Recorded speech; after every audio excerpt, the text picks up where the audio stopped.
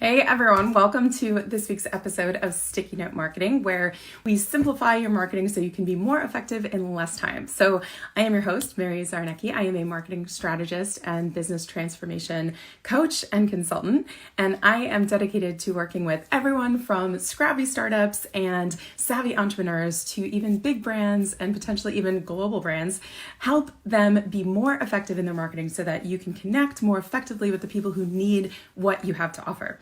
So today's topic is all about the 3 mistakes that I'm seeing pop up a lot, especially in my community, for both small businesses, medium-sized businesses, and big businesses. These are challenges that I'm seeing businesses of all size, shape, form, different industries bump into. And so I wanted to address all 3 of those specifically today.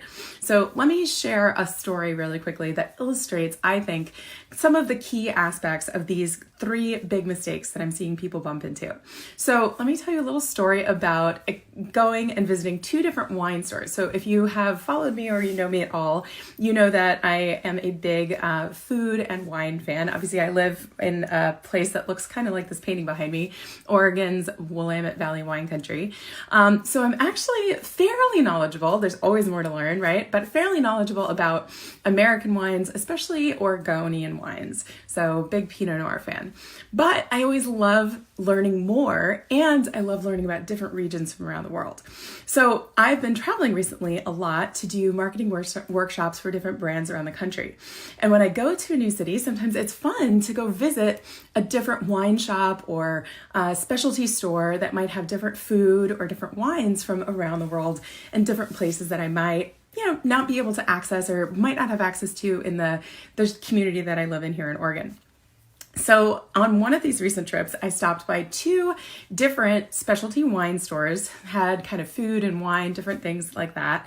And I had 2 extremely different experiences. So in the first store I went to, basically I was kind of looking around and, trying to, read some of the descriptions on the bottles. Now, if you've ever tried to shop for wine, and whether you're a wine expert or a wine novice, there's not a lot of information depending on the kind of, label information that people are putting on their bottles. So a lot of times we're just kind of taking a guess, right? Unless we have certain clues that we're looking for, like a specific region or varietal or vintage or, label or brand that we know we like. But sometimes it might just be something we've never heard of before, and we're looking to potentially either the staff or the owner of the wine shop for their recommendations. So I was kind of poking around the first store and looking at some different labels, kind of intrigued by different varietals I hadn't heard of, different regions I wasn't familiar with. And there were 3 different employees in the store talking with each other, but not talking to me. And there was only one other customer in the store. So 3 employees, me and one other customer. So there was definitely plenty of space for them to come over and approach me and ask, hey, can I help you? Are you looking for anything particular? Is there anything that, and any questions I can answer for you? But they were just talking to each other. No one came over to me to ask any questions or if I had any issues with anything. So basically, I picked up a bottle, which I thought was intriguing to me, dusted it off a bit because I did notice that all of the bottles were fairly dusty, and brought it over to the counter. And basically, I was asking the person at the counter, hey, what do you think about this? I've never heard about it. I was really intrigued. I wanted to try this. Can you tell me anything about it? Have you tried it? And the woman basically said, no, I've never tried that, but hang on a second, let me ask the owner. And so one of those 3 people was actually the owner of the store. So she called him over and he basically said, oh, you have a question about this wine. He's like, oh yeah, no, I've never tried that. I got talked into it by the distributor. It doesn't, I've never really sold many of them, but the ones that are sold, no one's ever come back and complained. Okay. So I ended up buying it. It was not a terribly expensive bottle. And I was like, hey, sure. I'm always up for an adventure. So I tried it and it was fairly decent, but it wasn't remarkable, right? And it definitely wasn't a remarkable experience, right? For that store. Now, later that day, I actually got the chance to go to a different wine store. And both of these, meanwhile, had gotten pretty much the same reviews online. So I went to this other specialty store, which also had food and wine. So kind of more like an international kind of foodies kind of destination. And so I go in, and again, the store didn't have too many people in it, but it was at least me and at least 5 or 6 other people shopping. And so I was looking at the bottles, looking at different regions, different, areas of the store that had different varietals or features. And what I also thought was really interesting was they had tags on some of the shelves that was, if you like this kind of wine, something that's fruity, something that's dark, something that's sweet, something that's not sweet, you might like this wine. So they specifically were saying, hey, if there's no one here to talk to you, at least here's some indication of, if you like this, you might also like this. And I will tell you this, there was, yes, about half a dozen of us in the store shopping. And there was only 2 people working in the store. One of them was working at the checkout counter, and then the other person was kind of rotating throughout the store. That person touched every single person in the first 10 minutes I was in that store. So they came over and specifically talked to every single one of us. A couple people were there as couples. So they went over, they asked some questions. What are you looking for?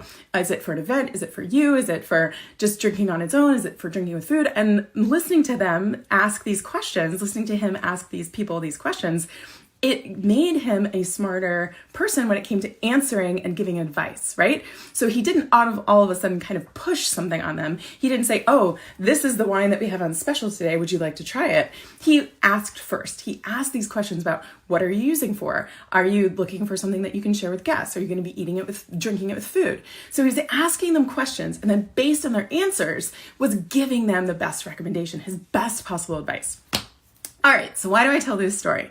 So first and foremost, obviously, the first experience was a bit underwhelming, right? They didn't even ask me any questions, and they didn't even try to push any product on me. They just were kind of like, if you want to buy something, that'd be great. But the second team, at least the gentleman that was walking around the store asking these questions, he wasn't trying to push something on me, but he made me feel like the advice that he then gave me after I was answering his questions was the best possible match for my needs, my interests at that time. Right? So I'm telling you this because this feeds directly into these 3 big mistakes that I wanted to share with you today. The 3 mistakes that I see so many business owners make, whether you're running a small business, a medium-sized business, or a large international business, is we can bump into these same landmines. So how do we turn these landmines into gold mines? Number 1, the biggest problem I see is that there's no segmentation or ineffective segmentation. So whether or not you are a solopreneur, a single health coach working on your own, or a direct salesperson trying to build your business from the ground up and build your team, build your customer base, even if you are working by yourself, you still need to take the time to segment your audience, right? Because if you're selling skincare, your audience cannot be everyone with skin, right? So when I was working at Johnson & Johnson, in the same house, right? In the same house of Johnson & Johnson, you've got several different skincare brands, right? You've got Rock, you've got Neutrogena, you've got Clean & Clear, and they all live under the same Johnson & Johnson umbrella. Why? How does that happen? Because they've each segmented a part of the market, right? They understand specifically who they're talking to, and so therefore they're not stepping on each other's toes. Now, does that mean that someone who buys Clean & Clear will never ever buy Rock? Maybe not, but the comments, the copy, the messaging, the promise, the brand essence is aligned specifically to the target segment that they want to go after. So whether you are a small business, medium-sized business, or large business, you need to be clear on who it is that you are talking to. Who are you serving? What is the segment and the segmentation that you have chosen to go after, right? So I hear, especially from a lot of solopreneurs or small business owners or scrappy startups who are basically doing a lot of the work themselves, whether you're doing your social yourself, your email marketing yourself, all of your marketing yourself. A lot of us who are in this situation don't have time to waste, right? And a lot of people are like, oh gosh, Mary, I don't know how to get it all done. I never know what I'm going to say on social. I post more on social, but I never know what to say. I never know what to write about. I never know what to blog about. And the problem I see with that, a lot of that root issue is the fact that they haven't narrowed down the segment enough. They haven't nailed their niche, so to speak. And so I was just talking to another woman actually about this, and she was in direct sales, and had a great product, a lot of passion for a product, has actually had a lot of success. But the thing is, the company is empowering her with a lot of different promotions. A different promotion rolls out every week. And so where she was feeling torn was how to share those promotions with her team, but also choose the right promotions for the segment, the niche that she has decided to serve.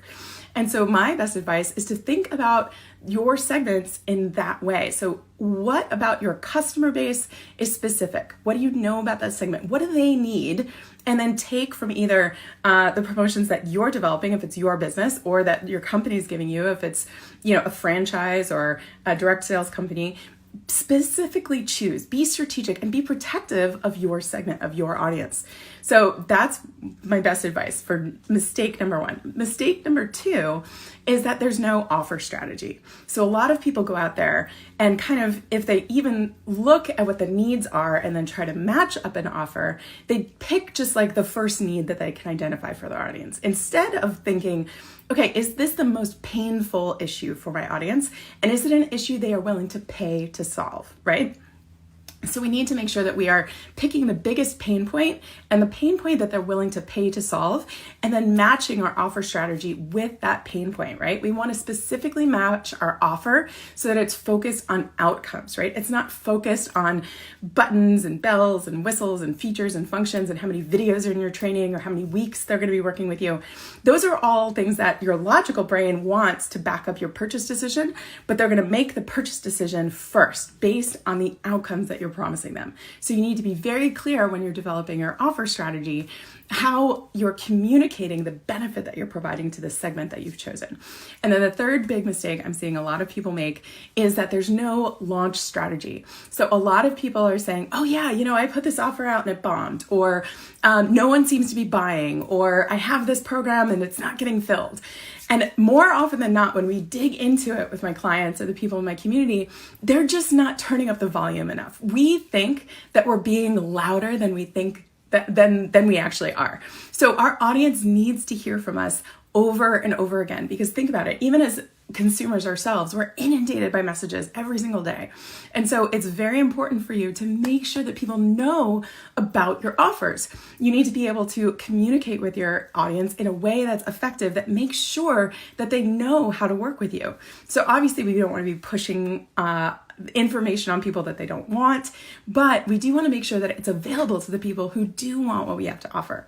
So having a marketing strategy or attraction marketing strategy or a launch strategy in place to make sure that you're getting that offer in front of the people who actually want it and need it is essential, right? Because you're not going to be able to shine your light if you're hiding it under a bushel.